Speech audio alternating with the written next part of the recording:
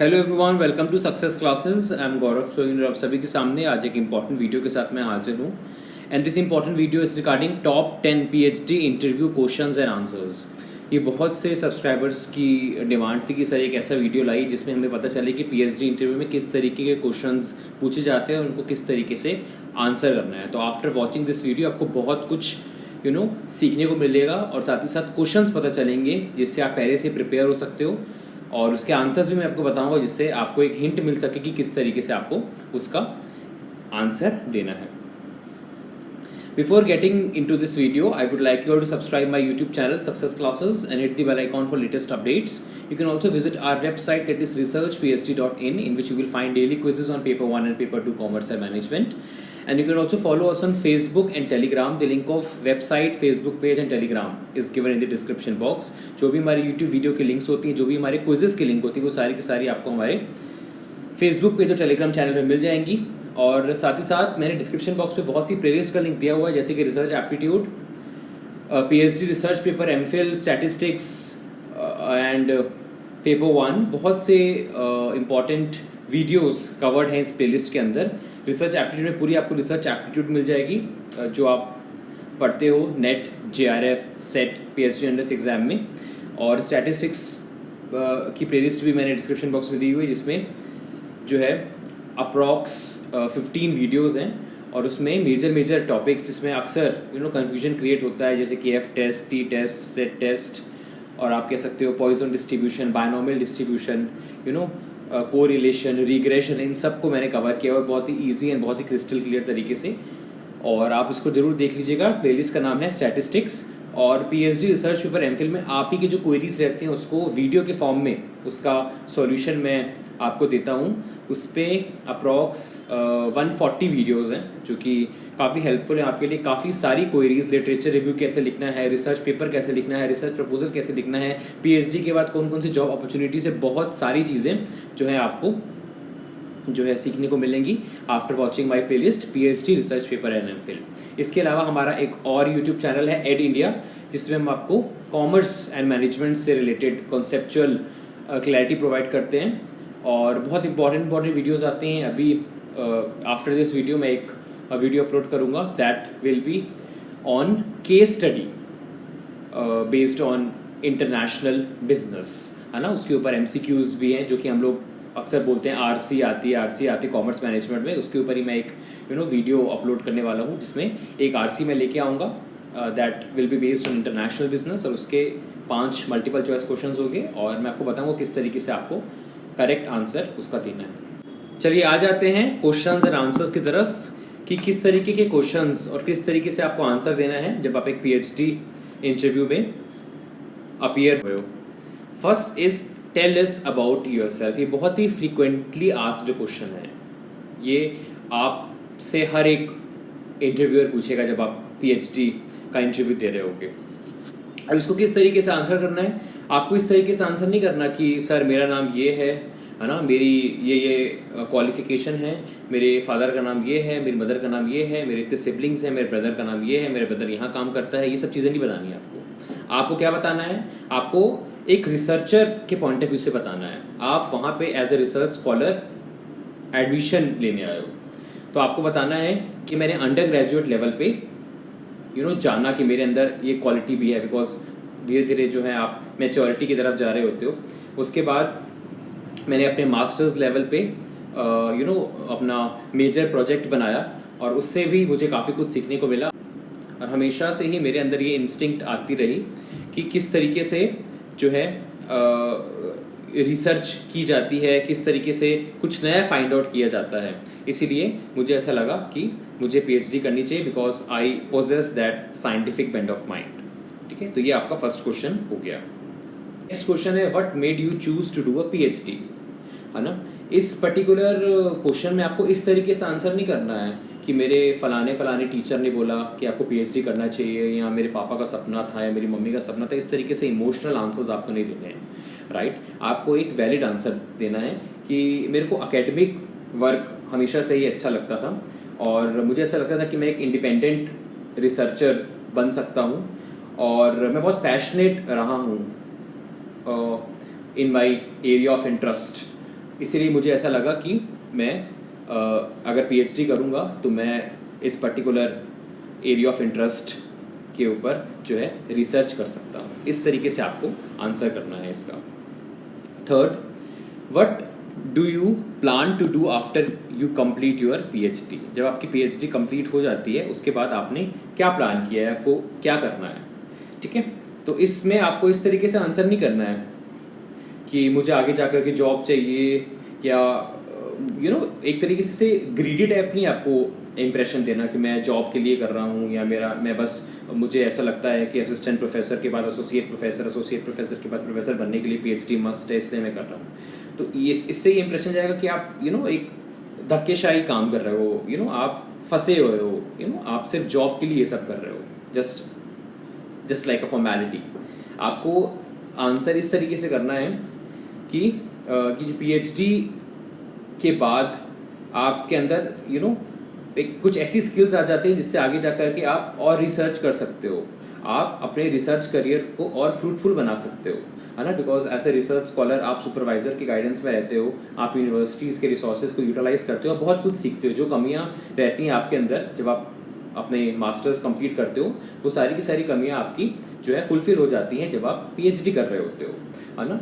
और आगे जा कर के मैं चाहता हूँ कि आफ्टर कंप्लीटिंग डॉक्टरल प्रोग्राम, जब मेरा पीएचडी हो जाए, जब मुझे पीएचडी अवार्ड हो जाए, उसके बाद मैं हमेशा से ही चाहता हूँ कि मैं रिसर्च करता रहूँ और मैं आगे जा कर के और बहुत सारे एरिया ऑफ इंटरेस्ट में, जो बाकी मेरे एरिया ऑफ इंटरेस्ट है उसमें मैं रिसर्च करूँ और कुछ ना कुछ कंट्रीब्यूट कर सकूँ सोसाइटी में। इस तरीके से आपको आंसर देना है कि आगे जा कर के भी आप रिसर्चर बनना चाहते हो और आगे जा कर के भी आप रिसर्च अपनी कंट्रीब्यूट करना चाहते हो और आप कुछ ना कुछ सोसाइटी में कंट्रीब्यूट करना चाहते हो।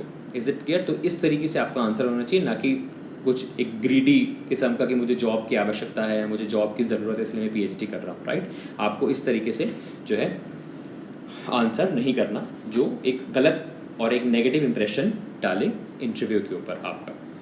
Next question is what are your strengths and weaknesses?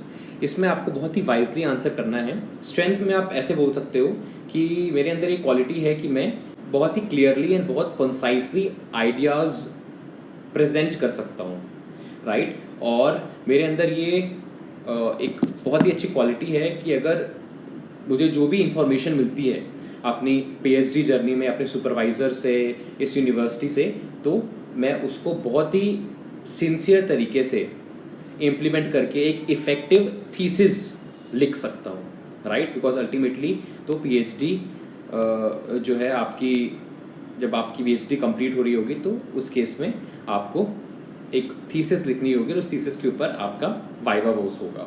Is it clear? तो ये आपकी स्ट्रेंथ हो गई। वीकनेसेस में आपको क्या बोलना है? वीकनेसेस में आपको बहुत ज़्यादा नेगेटिव नहीं बोलना अपने बारे में, पर आपको इस तरीके से बोलना है कि अभी तक मेरे पास पूरी थ्योरेटिकल नॉलेज है और आगे जा कर के इस यूनिवर्सिटी में जब मेरा एडमिशन हो जाएगा, जब मैं अपने सुपरवाइज़र के कांटेक्ट में आऊँगा तो मुझे प्रैक्टिकल एक्सपोजर भी मिल जाएगा, राइट। तो अभी मुझे ऐसा लगता है कि मेरे अंदर ये एक कमी है कि मेरे पास अभी थ्योरेटिकल नॉलेज है अपने टॉपिक की, अपने सब्जेक्ट की, अपनी एरिया ऑफ इंटरेस्ट की, राइट। पर after collaborating with the university और after collaborating with the supervisor मुझे उसका प्रैक्टिकल एक्सपोजर मिल जाएगा और मैं ये अश्योरेंस आपको देता हूँ कि मैं सिंसेरिटी के साथ और एक कमिटमेंट के साथ अपना थीसिस लिखूँगा और अपनी पीएचडी जर्नी से बहुत कुछ सीखूँगा भी। तो इस तरीके से आपका जो है एक आंसर होना चाहिए जब आपसे ये क्वेश्चन पूछा जाए, what are your strengths and weaknesses. Next question है व्हाई दिस प्रोजेक्ट? आपने यही प्रोजेक्ट क्यों चुना है? Why this specific area of interest? तो इस पर्टिकुलर क्वेश्चन में आपको इस तरीके से आंसर करना है कि मैं मास्टर्स लेवल से ही इस पर्टिकुलर एरिया ऑफ इंटरेस्ट पे रिसर्च करना चाहता था।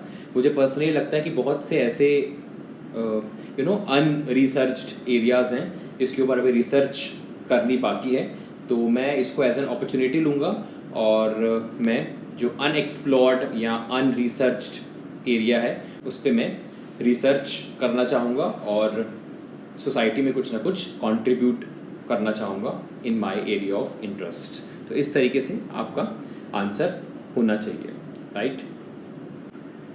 Next question is what makes you the right candidate for this PhD, कि आपको क्यों लगता है कि आप राइट कैंडिडेट हो पीएचडी के लिए। तो यहाँ पे इस तरीके से आंसर नहीं करना है कि मैं बचपन से ही रैंक होल्डर रहा हूँ, मैं हमेशा से ही फर्स्ट आया हूँ, एलकेजी से लेकर के 12th क्लास तक मैं हमेशा से ही टॉपर रहा हूँ, मुझे पढ़ाई करना बहुत अच्छा लगता है, मैं स्पोर्ट्स के टाइम पे पढ़ता रहता था। इस तरीके से आपको आंसर नहीं करना है ना, एक चाइल्डिश आंसर नहीं देना है। तो आपको इस तरीके से आंसर करना है कि मैं हमेशा से ही इस पर्टिकुलर टॉपिक पे इंटरेस्टेड रहा हूँ right from my masters, right from my final year of masters, right. और इसीलिए मैंने अपने रिसर्च प्रपोजल के लिए इस पर्टिकुलर टॉपिक को चुना, और मुझे अच्छा लगता है इसके बारे में पढ़ना, इसके बारे में जानना, और मुझे ऐसा लगता है कि मेरे पास एनफ थ्योरेटिकल नॉलेज है जिसके बेसिस पे मैं रिसर्च कर सकता हूँ। और आपके पास थ्योरेटिकल नॉलेज होनी भी चाहिए, ऐसा नहीं कि आपने बोल दिया बस, राइट। और वैसे भी अगर आपका एरिया ऑफ इंटरेस्ट है वो, तो आपके पास बट नेचुरल उसकी नॉलेज होगी तभी आपका वो एरिया ऑफ इंटरेस्ट है ना।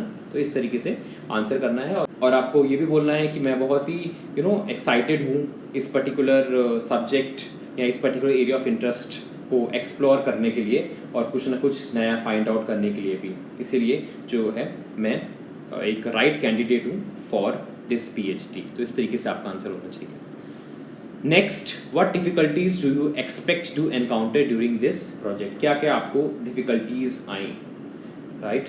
तो आपको इस तरीके से नहीं बोलना है कि डिफिकल्टी तो आनी ही थी, पीएचडी है, पीएचडी में तो डिफिकल्टी आती ही आती है। इस तरीके से आपको एक फ्रीली आंसर नहीं देना है, एक कि आपको किसी प्रकार की चिंता ही नहीं है, राइट।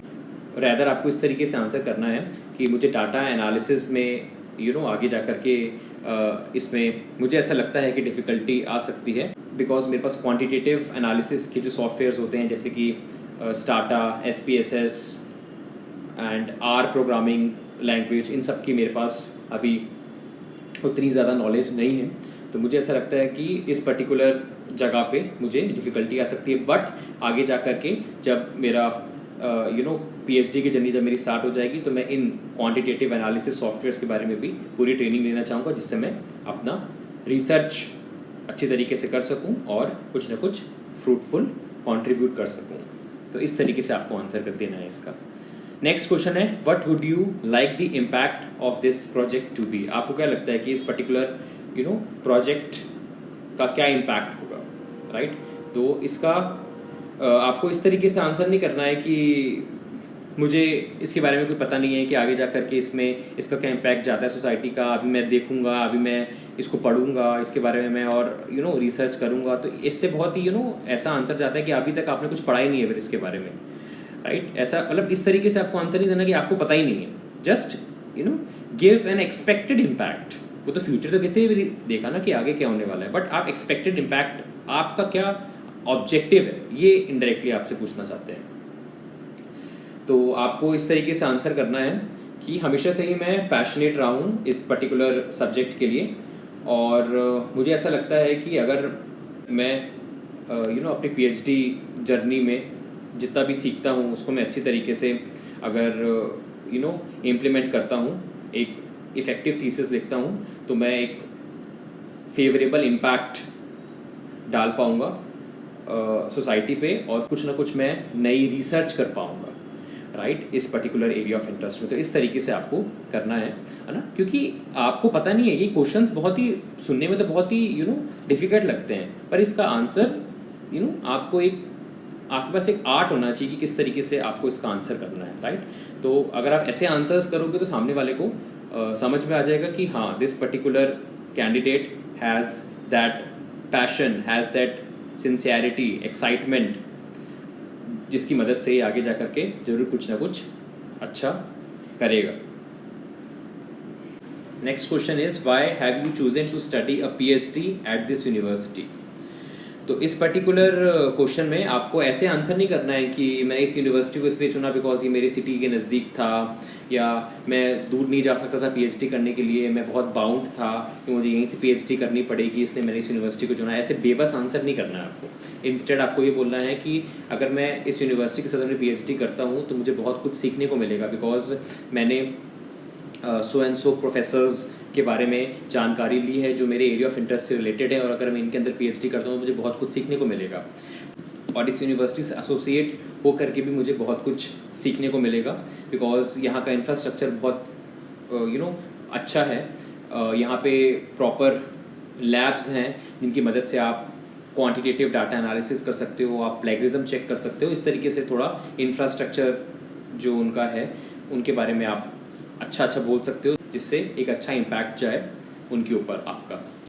लास्ट क्वेश्चन है, what can you bring to this research group? आपको रख करके इस यूनिवर्सिटी में हमारा जो रिसर्च ग्रुप है, जो हमारा रिसर्च सेल है, उसको क्या एडवांटेज मिलेगा? तो आपको ये बताना है कि after associating myself with this university और with the supervisors of this university, मुझे बहुत कुछ सीखने को मिलेगा, मेरे अंदर एक्सपर्टाइज जनरेट होगी और उसकी मदद से मैं UGC अप्रूव्ड जर्नल्स में रिसर्च पेपर्स, रिसर्च आर्टिकल्स लिख सकता हूँ, ग्लोबली रिकॉग्नाइज्ड जर्नल्स में research papers and research articles लिख सकता हूँ और अपने फेलो रिसर्च स्कॉलर्स को मैं मोटिवेट करूँगा कि वो भी जो है अच्छा काम करें और रिसर्च करें, जिससे जो अनटच्ड या अनएक्सप्लोर्ड एरिया है उसको भी एक्सप्लोर किया जा सके, उस पर भी रिसर्च की जा सके। तो इस तरीके से आपको आंसर करना, मतलब रिसर्च जो ग्रुप उनका बना हुआ है, जो रिसर्च सेल बनी है, उसमें क्या आप चेंज लेके आओगे, है ना? उसमें चेंजेस इस तरीके से लाओगे कि आप research papers and research articles वगैरह लिखोगे, जिससे अल्टीमेटली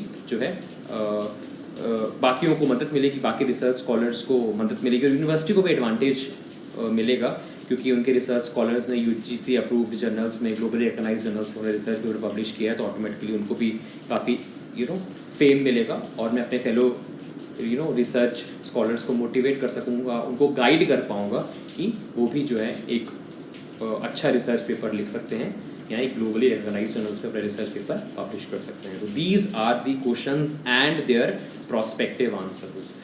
आई होप मैंने आप लोगों को काफ़ी हद तक गाइड किया है, जिससे आपसे अगर ये क्वेश्चंस पूछे जाते हैं तो आप उसका एक इफ़ेक्टिव आंसर कर सको और डेफिनेटली आपका PhD में एडमिशन भी हो जाए। So all the very best जो लोग आगे जा कर के PhD इंटरव्यू में अपीयर होने वाले हैं, और thank you so much for your valuable time. ऐसे ही हमारे वीडियोस देखते रहिए, पसंद आया हुआ वीडियो तो लाइक करिएगा और एक प्यारा सा कमेंट भी कर दीजिए, जिससे हमें मोटिवेशन मिले और हम और अच्छे वीडियोस आप लोग के लिए लाते रहें। और साथ ही साथ इसको शेयर भी करिए, ज़्यादा से ज़्यादा लोगों तक ये वीडियो पहुंच सके और उनको भी पूरी नॉलेज मिल सके कि किस तरीके के क्वेश्चंस पूछे जाते हैं और कैसे उसके आंसर्स करने हैं इन अ PhD interview. Thank you so much for your valuable time. ऐसे इंपॉर्टेंट वीडियोस में लाता रहूँगा। Have a very nice day ahead and stay safe.